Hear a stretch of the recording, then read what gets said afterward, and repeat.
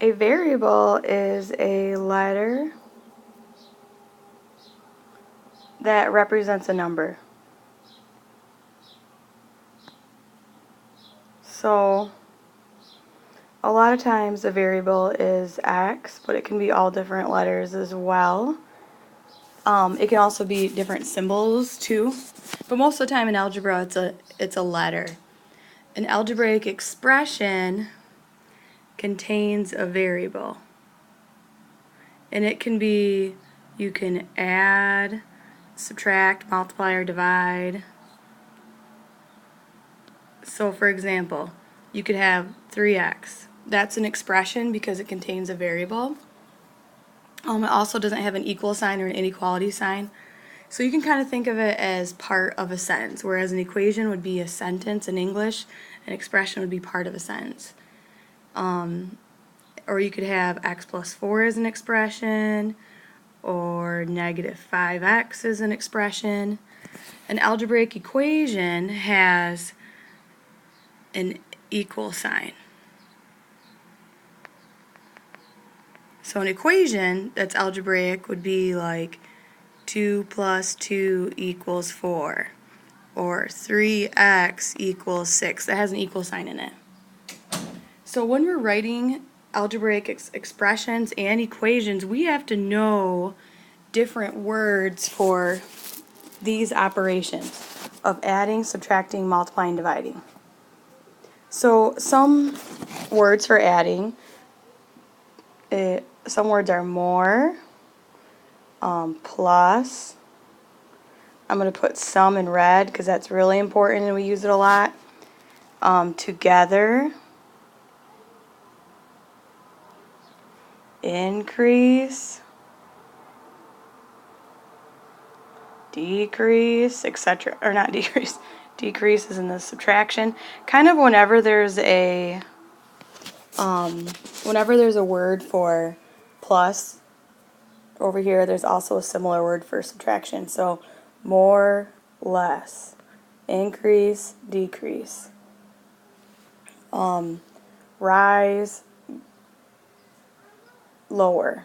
Those are words. So subtraction, the popular number is, or word is difference. Difference is really important. So other words are take away, lose. And then for multiply, the popular word is product. So another word for multiply could be twice, or half, or double a number, or triple a number, or anything with a percent is going to include multiplying.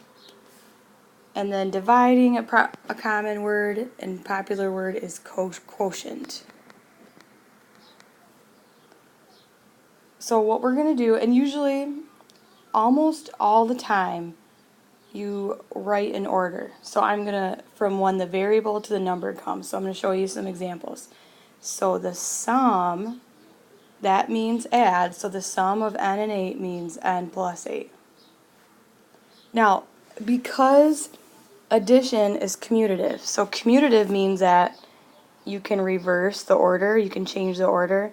If you wanted to write it like this, you can, but I'm just always going to write it in the order that it comes in, unless for a specific case that we'll get to, which looks like letter D. Okay, B, 10 more than, so 10 more than means we're going to add 10. Twice a number. Twice a number means to multiply a number, which we don't know what it is, so we're going to put x or n. So it's going to be twice a number plus 10. So 10 more than twice a number. You could also write it as 10 more than twice a number. Letter C, the quotient means to divide. So it's 5 divided by C. I'm just going to go in order. It's really important to go in order when you're dividing and subtracting, because there it's not commutative. And then D is a tricky one. So 15 less than T. Everybody always wants to do 15 minus T, but that's not right. So what I try to think about is, okay, if you are 15 pounds less than your friend, you're going to take your friend's weight and subtract 15. A number that's 2 less than 8 is 8 because you did 10 minus 2. So when you read less than, you got to change the order. So it's actually going to be t minus 15. And this one's not right.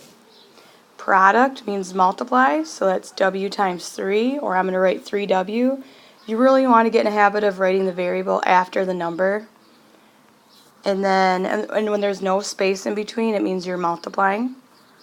And then F, the sum of twice a number and 31. So sum means add, so you're adding up twice a number in 31. Now we're going to use these in context. So they're going to be a little tougher. So A is the total income from selling school tickets to a school play for $5 each. So there's not a variable that's given, so we have to think about what the variables would be. So the income that you make is dependent on the number of tickets that you sell. So our ticket, T, is going to be our variable. And we're going to get $5 per ticket. So that's going to be $5 times T. That's going to be our income. And then B, suppose the price of a pizza is $15. Write an equation to find the cost of n pizzas. This tells us what our variable is pizzas. So if we buy one pizza, it's $15. If we buy 2 pizzas, it's $30. 3 pizzas is going to be $45. So what you're going to do is you're going to take the number of pizzas and multiply it by 15.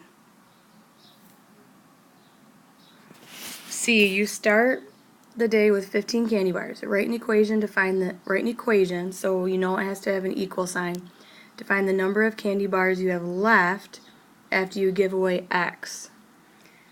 So you're starting out with 15 candy bars and you give away, so giving away would mean to subtract X, and this is a number that you have left. So we'll put candy bars would be candy bars. So if you don't give any away, so I try to test it, if you don't give any away, you're going to have 15 minus 0, 15 candy bars left. If you give 1 candy bar away, you're going to have 15 minus 1, 14 candy bars left. 15 minus 2 will give you 13 candy bars left. So that makes sense. And we had to read that, I had to write an equation, so I had to put an equal sign. If it was just an expression, I would just include this part. D, the cost of a pair of jeans after they are discounted 25%. So I'm going to let the cost of jeans then be J. So if jeans cost 25% less, if they're discounted 25% less, that means that you're only paying for 75% of it. So this is going to be 75% times J. Notice how I changed 75% to a decimal, which is 0.75. Now, other people might do it as jeans, the cost of jeans, minus 25% of the cost of the jeans, because this represents a discount.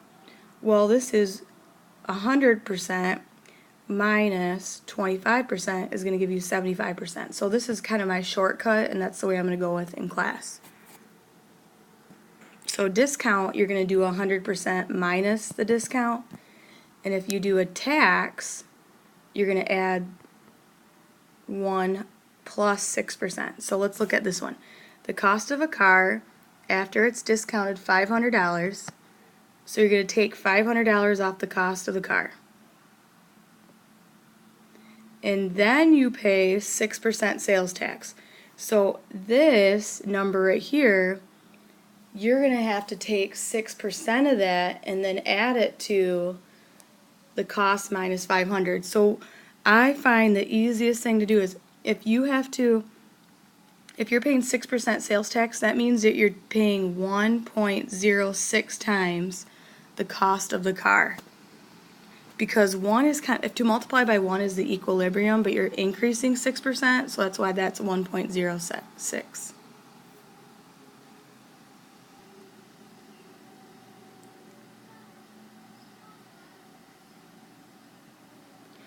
Alright, so F, there's no numbers in this. You have nickels and dimes in your pocket.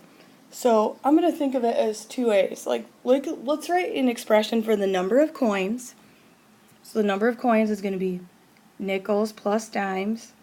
And let's also write an expression for the amount of money we have in our pocket. So what I'd think of is nickels are worth 5 cents and dimes are worth 10 cents. So together, if I have like 1 nickel and 1 dime, I have 15 cents. If I have 2 nickels and no dimes, I have 10 cents. So I can plug in different things. G, shirts are $8 each and socks are $4 each. So same thing. I need to be careful. I don't want to use both variables as S's, so I'm going to let H be shirts. So 8H plus 4S. And then suppose a manager at a theater uses its equation C equals 9.5N. What could this mean? So at a movie theater, what could that mean? So it's $9.50 times N. So this would be like the cost of movie if tickets are $9.50 each. So like if you buy 1 ticket, it's going to be $19 or $9.50. If you buy 2, it's going to be $19.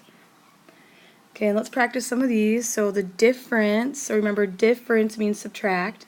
And I'm going to go in order unless it's one of those fewer than or less than things. So 8 minus A.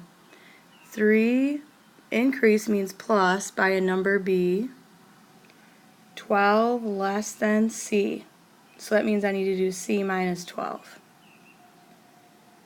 10 plus the quotient, so that means divide. So I'm going to divide D and 15 right here. And then a plumber charges $45 an hour, so that's 45H. And then take 3/4 of a number. So of generally means multiply 2, so 3/4 of, 3/4 times a number, and subtract 5.